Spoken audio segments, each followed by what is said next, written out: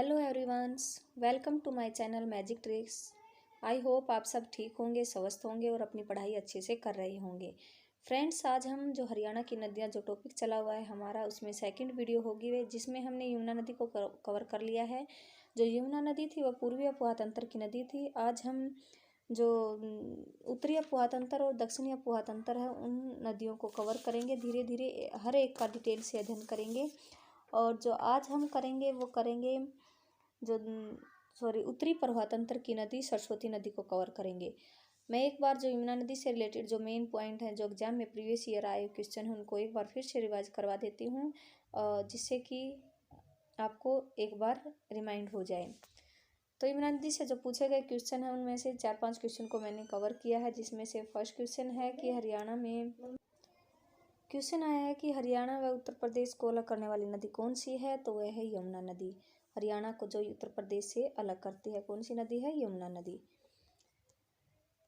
और हरियाणा की सबसे पूर्वी सीमा पर कौन सी नदी बहती है, वह भी यमुना नदी है। और यमुना नदी को सदानीरा नदी कहा जाता है, मतलब जिसमें सदानीरा नदी वह होती है जिसमें हर समय पानी रहता है, मतलब हर मौसम में पानी रहता है। और सिंचाई की दृष्टि से पूछा गया क्वेश्चन है कि सिंचाई की दृष्टि से हरियाणा की सबसे प्रमुख नदी कौन सी है, वह भी यमुना नदी आएगी। और इसे खुला नाला भी कहा जाता है। और यह नदी फरीदाबाद और पलवल में प्रमुख रूप से सिंचाई करती है। यह क्वेश्चन भी एग्जाम में आ गया सेम टू सेम। फरीदाबाद और पलवल में सिंचाई करने वाली प्रमुख नदी का नाम बताइए, तो वह है यमुना नदी। तो ये जितने भी 4-5 क्वेश्चन मैंने शामिल किए ये सभी इंपॉर्टेंट है जो कि प्रीवियस ईयर एग्जाम में आए हुए हैं। आप इनको एक बार ध्यान से देख लीजिएगा और इनको याद रखिएगा। अब आगे चलते हैं। हम आज की जो वीडियो है जिससे रिलेटेड आज हम क्वेश्चन करेंगे वह है हमारी सरस्वती नदी। अब सरस्वती नदी से रिलेटेड हम पढ़ेंगे कि सरस्वती नदी निकलती कहाँ से है और कहाँ जाकर ख़त्म होती है। एक बार मैप के हिसाब से भी देखेंगे हम। जो ये सरस्वती नदी है हमारी, एक बार मैप से देखें तो यह यहाँ यमुनानगर में आदि बद्री नामक स्थान से निकलती है। कहाँ से? आदि बद्री नामक स्थान से यमुनानगर में प्रवेश करती है।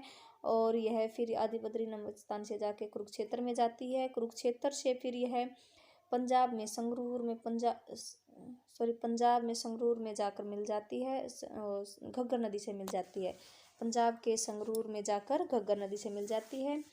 यह घग्गर नदी से मिल जाती है, तो इसीलिए ये इंडिया जीके इसे नदी नहीं मानती है। जो हमारी हरियाणा जीके उसी में हम सरस्वती नदी को पढ़ते हैं। इंडिया जीके में सरस्वती नदी का कोई जिक्र नहीं है, इसलिए एक बार हम इसको ध्यान से अच्छे से रिवाइज करेंगे। जो सरस्वती उद्गम कहाँ से है, हिमाचल प्रदेश में इसका मेन उद्गम है। हिमाचल प्रदेश में सिरमौर की पहाड़ियों से है। और एक बार एग्जाम में क्वेश्चन आया था कि हर की धून से कौन सी नदी निकलती है, तो ये भी याद रखना है, या हर की धून लगा लो या सिरमौर की पहाड़ियाँ लगा लो, वहाँ से सरस्वती नदी निकलती है। और हरियाणा में प्रवेश ये आदि बद्री नामक स्थान यमुनानगर से करती है।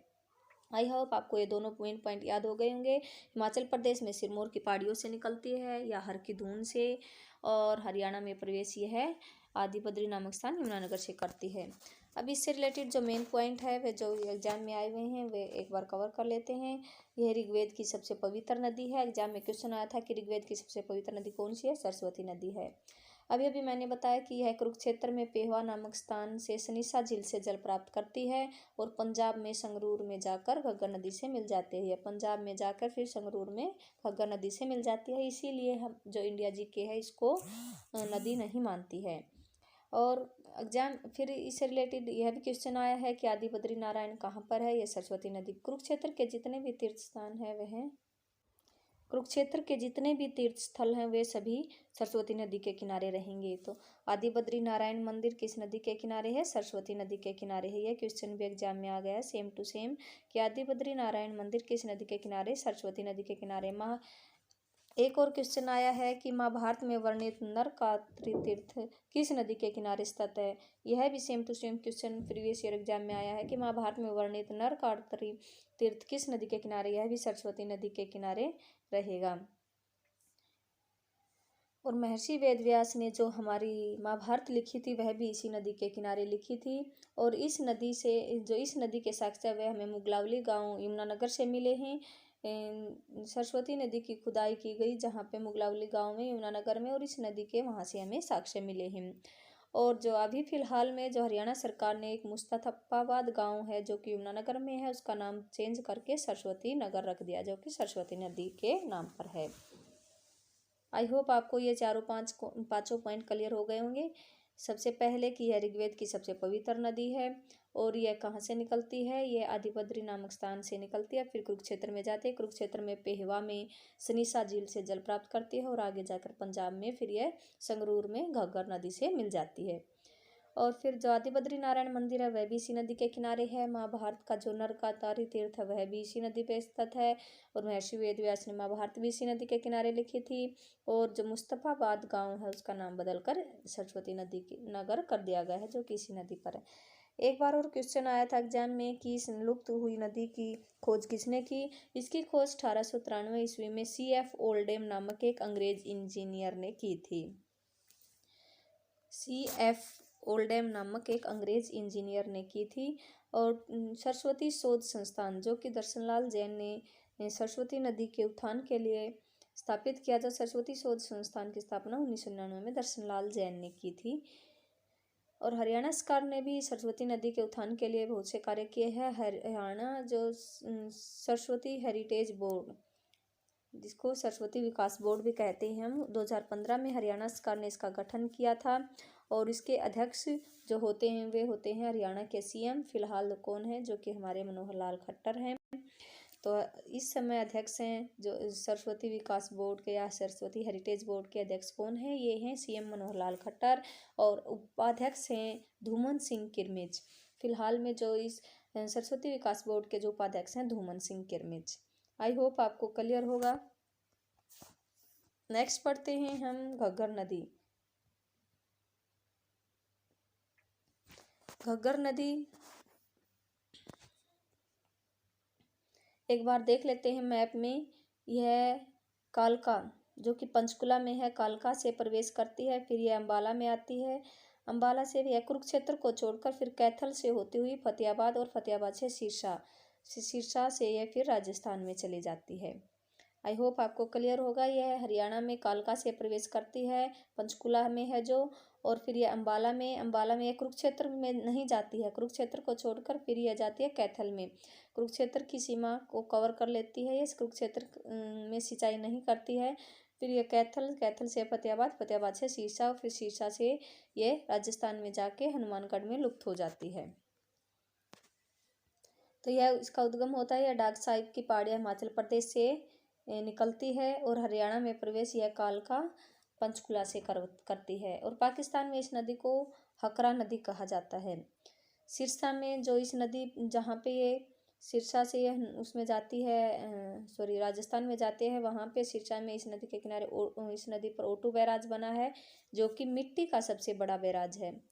मिट्टी का सबसे बड़ा बैराज पूछा जाए तो हरियाणा में मिट्टी का सबसे बड़ा बैराज क्या है, ओटू बैराज है, जो कि घग्गर नदी पर बना है। और इस नदी पर जो बांध बने हैं वह छमला बांध है, दीवाना बांध भी इस नदी पर बने हैं। और हरियाणा की बरसाती नदी कहा जाता है इसे, या मौसमी नदी कहा जाता है। और सिंचाई की दृष्टि से दूसरी प्रमुख नदी है। पहली प्रमुख नदी कौन सी है, यमुना है, और सिंचाई की दृष्टि से दूसरी प्रमुख नदी है और हरियाणा की सबसे बड़ी मौसमी नदी है।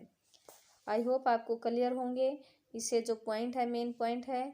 और जो ये ओटू बैराज है यह डामर झील के पास है। यह क्वेश्चन भी एग्जाम में आ गया है कि ओटू बैराज किस झील के पास है, यह डामर झील के पास है। और ओटू बैराज कौन सी नदी पर बना है, घग्गर नदी पर बना है, और ये कहाँ पे है, सिरसा में है। टांगरी नदी से रिलेटेड कोई इम्पोर्टेंट ज़्यादा पॉइंट नहीं बनते हैं। टांगरी नदी का उद्गम स्थल ही पूछा जाता है कि ये कहाँ से निकलती है।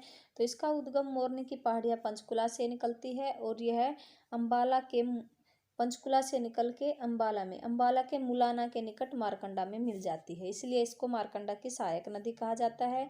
और लेकिन मारकंडा वह किसकी है, वह सरस्वती नदी की सहायक है, इसलिए टांगरी भी सरस्वती नदी की सहायक हुई।